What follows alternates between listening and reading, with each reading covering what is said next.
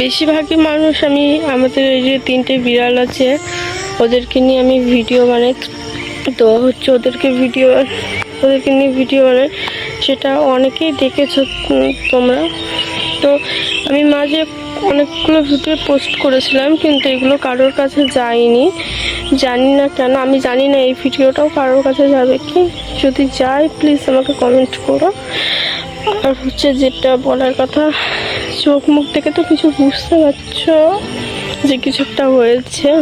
যে আমাদের যে বিড়ালটা ছিল ছোট, যে সবার থেকে ছোট, আমরা ছোট ছোট বলেই ডাকি, তো ওই বিড়ালটার মানে হচ্ছে আমাদের ছোটোর জ্বর এসেছিল। তো আমরা ওষুধ খাইয়েছিলাম। ওষুধ খাওয়ানোর পর না জ্বরটা ঠিকঠাক সেরে গেল, কত সুন্দর খেলা করছে ছিল। তো একটু ঘুরতে গেছিলো, ওরা বাড়ি থাকে না, শরীর খারাপ বলে ঘরে থাকে, না হলে সারাক্ষণ এই মাঠে ঘুরে ঘুরে বেড়ায়, একটু বাড়ি থাকবে না। তো ওরা হচ্ছে এখন একটু গেছিলো কোথায় জানি না, ঘুরতে গেছিলো। ওটা আমার দিদা বলছে দেখ তো কেউ কি মেরেছে নাকি, ও এতটা ভয় পেয়ে আসলো। তো আমি এত গুরুত্ব দিইনি, না যে ঠিক হয়ে যাবে, ওরকম করে ওরা। তো তারপরে না আমি অত গুরুত্ব দিই না। সারাদিন না ঘরে খাটের উপরে ঘুমাচ্ছিল, ঠিক আছে, তারপরেও গুরুত্ব দিই না।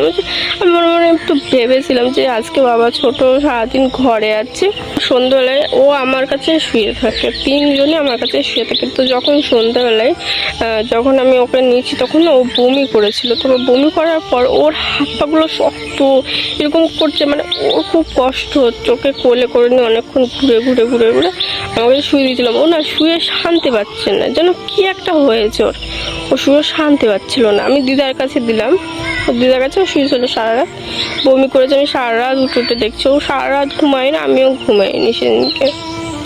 সকালে হলো, সকালবেলায় একটু বেশি হয়ে গেছিলো, ঠিক আছে, কোলে নিলাম। সকাল থেকে সারাদিন কোলে নিয়েছি।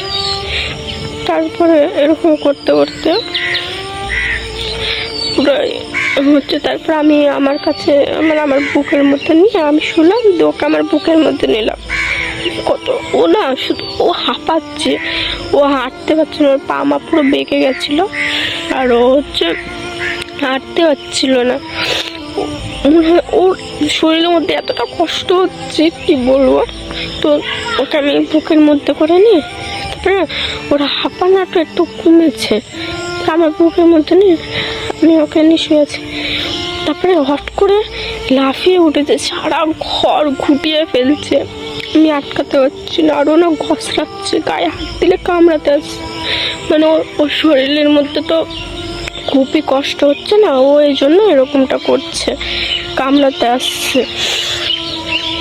তো এরকম করতে করতে বিশ্বাস করবো না মা কালী এত কষ্ট পেয়েছে ও আমার চোখের সামনে। আজকে শুধু আমি ওকে ডক্টরের কাছে নিয়ে যেতে পারিনি বলে, আমার টাকা ছিল না বলে, আজকে ওকে সামনে মরতে দেখতে। যদি আমার কাছে আজকে টাকা থাকতো, আমাদের বাড়ির অবস্থা খুবই খারাপ, একটা টাকাও নেই কারোর কাছে। তো যদি আজকে টাকা থাকতো তাহলে ওকে আমি ঠিকই বাঁচাতাম, ঠিক আমি ডক্টরের কাছে নিয়ে গিয়ে চেষ্টা করতাম। আর ওর নাম বিষ খাওয়া পড়েছিল, কোনো বিষাক্ত কোনো জিনিস খাওয়া পড়েছিল, কারণ না হলে এরকম করে না। আর ওর মরার পর না মারা গেছে, ও মরার পরে ওর মুখ টুকগুলো লীল হয়ে গেছিলো। তো এত কষ্ট পেয়েছি, বুকের মধ্যে নিলাম, ঈশ্বরের কত পা ধরেছে আমি। আর ও যেন খুব হচ্ছে ঈশ্বর ভক্ত ছিল, সারাক্ষণ কৃষ্ণের সাথে থাকতো, যেখানে কৃষ্ণের ফটো থাকতো সেখানে গিয়ে বসে থাকতো।